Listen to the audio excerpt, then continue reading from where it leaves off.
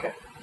Here we have our centerpiece of our aluminum weld kit, a 110 volt aluminum discharge welder, capacitor discharge welder. The on-off switch is in the back of the machine. Once you turn it on, it'll take a couple seconds for it to charge up. I recommend starting at about 85 volts. You can change that with these buttons. Then you can go up, depending on what you're working on, to like 90, 95, 100. Once you go over 100 volts, there's a possibility of pulling a hole into the metal due to the fact that there's some of the base metal, the sheet metal that you're working with, or aluminum, it thins out, so you're pulling on a pretty thin piece of material.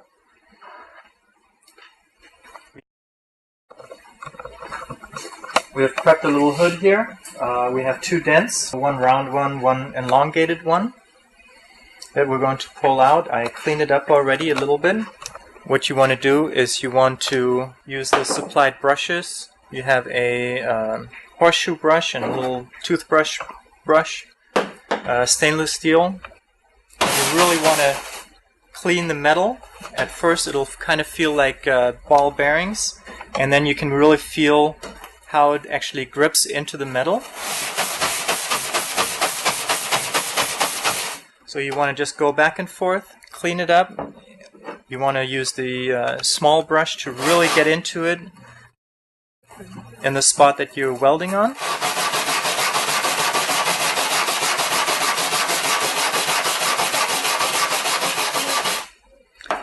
As you can see, the material that it actually took off here on the side, that would be aluminum oxide and pieces of aluminum itself. So you really want to get into it and clean it up really well. This is the weld gun. It incorporates two grounds right next to your welding electrode. When you're attaching a nail, grab the nail by its side. Do not touch the tip. The reason for that is there's always oily residue on your fingertips that'll transfer onto the tip and then contaminate the weld. Use anything that doesn't have any oil on it. In this instance, I'm just using a paper towel, but you can use the side of a shirt, a little wooden block, or anything else that is not too hard when you're pushing it in.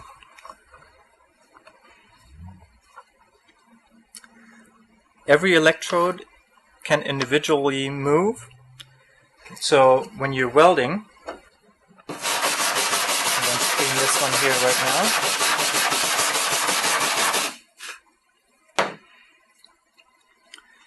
When you're welding, what you want to make sure of is that you're perpendicular to the surface that you're welding onto, which means that I'm going to go and put a nail right in the middle. I want to pull straight up, so I want to be as straight as possible. But because all of them are individually movable, you can actually go in an angle. That comes into play when you have a larger dent and you want to put a nail in a circle and then pull from the outside in a circular motion. But in this case, we're going straight in. First, the outside electrodes touch. You push down. Now the center electrode touches. You want to push a little bit more, like this, and then pull the trigger. Once the nail is attached, you can use any of the pulling devices that we have. Attach a small pulling adapter. You just push down the little lever, put it onto the nail. You can use a T-handle puller to pull up, a lever puller that comes in handy if you just want to find a good spot where you have good support. To take this off, you just push the lever down and lift it up. This is what we call a squeeze puller. Again, push the lever down, put it over the nail. What we're going to do here is I'm going to use this puller. we're going to apply some heat with the heat gun that is supplied in the kit. You can adjust it to any temperature needed. We want to relax the molecules in the aluminum. We don't want to anneal the aluminum. So what we're going to do is we're going to set the gun at about 450 degrees, 550 degrees. You're not supposed to heat it up higher than about 400, which would take some time. But setting it at 450 to 550, we're going to take the guesswork out of the heating. If you use a torch to heat up your panel, we recommend using crayons that will tell you the temperature of the base metal, or you can use the infrared thermometer to check the temperature of the metal. So the heat gun, we're going to go to 450, 550 degrees. We're going to heat up the dent while we're pulling. You don't want to just grab the handle and just close your hand. What you want to do is, you can actually almost do it with 2 fingers. You just want to easily squeeze on the levers, and that will put a lot of force on the nail, just because the way the tool is built. So you just want to squeeze it. It's kind of like working paintless dent repair.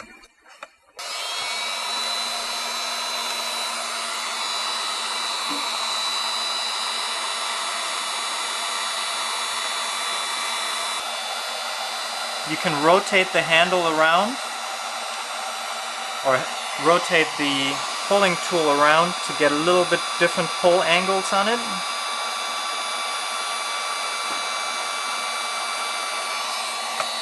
And I just felt the handle actually move, so it pulled up quite a bit.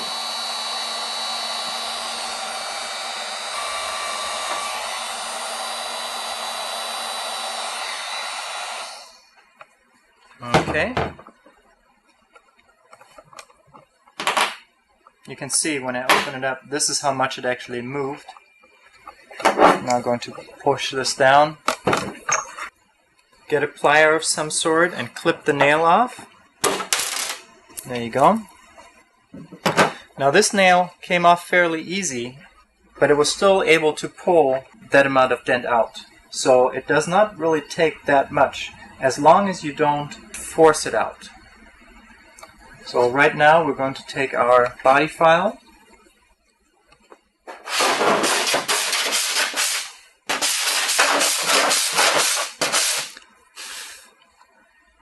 You can see the dent came out to the point where you just have to use a heavy primer and fill up this area right here, and the dent is gone. Came out very nice. Now on this dent here, what we have an elongated dent, which you have to use multiple nails. It'll not come out in one pull just because it's a long dent. So what we're going to do is we're going to clean it up one more time, just because the aluminum might oxidize in a matter of 15 minutes. So you want to make sure that it's really nice and clean right before you weld. And then we're going to attach multiple nails and pull at the same time.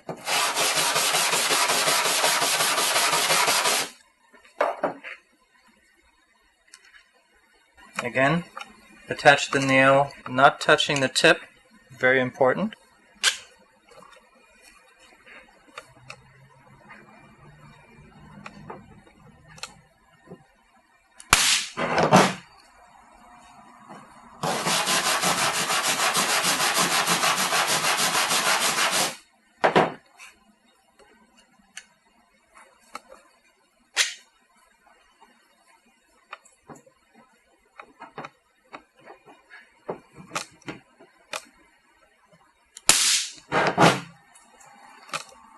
Okay, now that I attached 2 nails, what we're going to do is we're going to attach our sliders. In the kit, we have one of the squeeze pullers. It has a single pull attachment. You can, by unscrewing the top, change it to a multi-pole setup, which just has a hole. And what you do is just rotate it onto this angle, slide it between your nails, use the supplied rod, and just slide it through. Then you want to push it down. Now you can pull both of them at the same time. Again, we're going to apply some heat.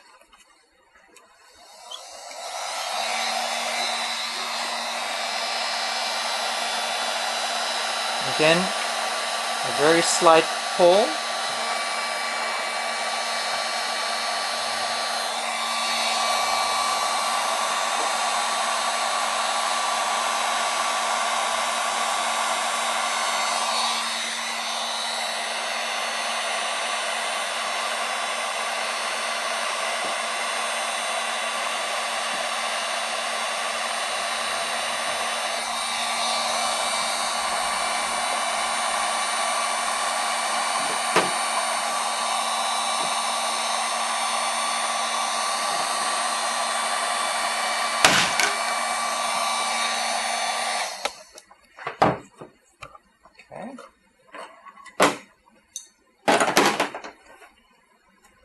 Now the nails release prematurely, which is no big deal, because you can just reattach another one.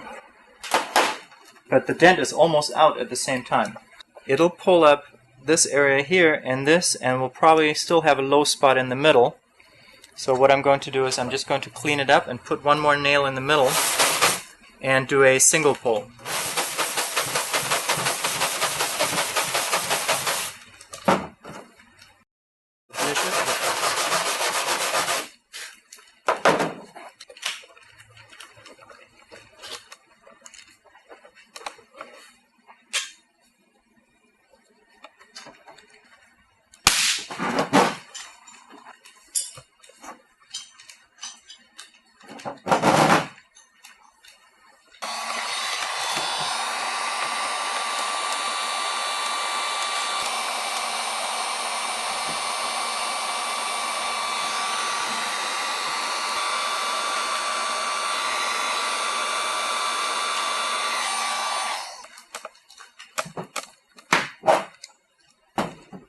Alright,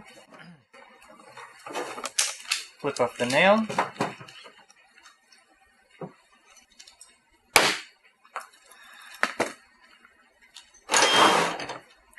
and use the body file to knock off whatever is on there right now, the rest of the nail.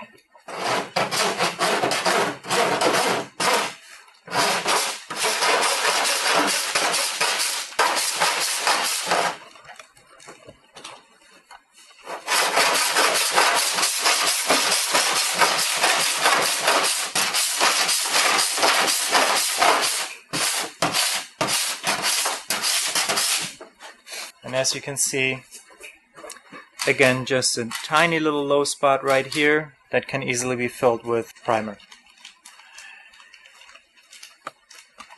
Perfect.